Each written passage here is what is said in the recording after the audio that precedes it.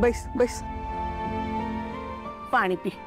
अगं थांब ग जरा, घे. सुमी,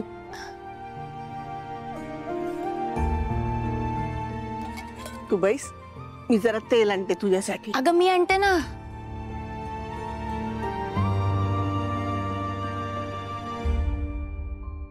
ताई, घरात कोणाला कळत नसलं ना तरी मला कळलंय तू कोण आहेस ते.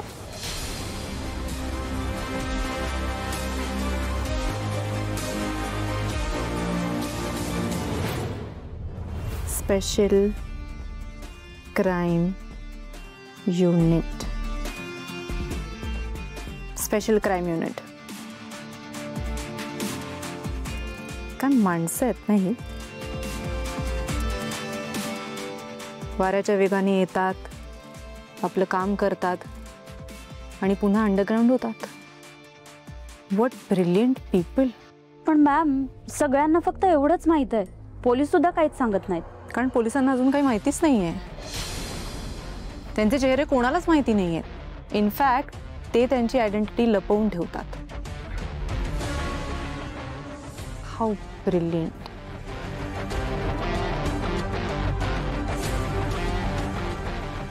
त्यांनी हा ट्रॅप कसा लावला आणि त्या चोरांना कसं पकडलं याबद्दलचा काहीच रिपोर्ट आपल्याकडे नाहीये. नाही मॅडम. का? Sorry madam.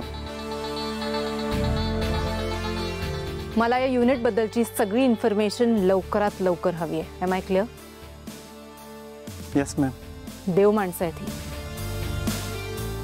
आपली ओळख लपवतात आणि काम करतात. पोलिसांनी एवढीच ही माणसं सुद्धा माझ्यासाठी महत्त्वाची आहेत. आपले सोर्सेस आहेत ना,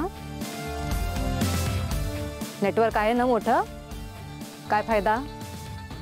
हा, अख्खा नेटवर्क कामाला लावा आणि या माणसांबद्दलची सगळी इन्फॉर्मेशन मला लवकरात लवकर आणून द्या. Am I clear? Yes ma'am. Go.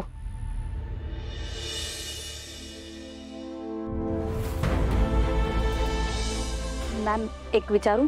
Yes. त्यांची ओळख कळली तरी तुम्ही तुमच्या तत्वानुसार ती ओळख जगासमोर येऊ देणार नाही, करेक्ट ना?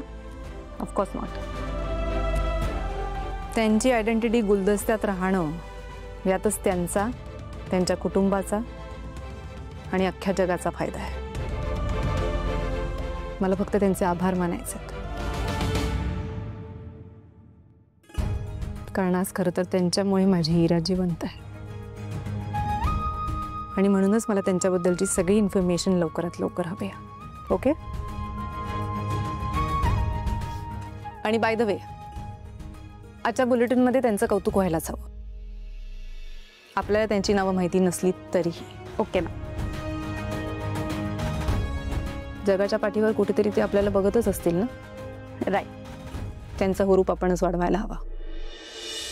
M I clear?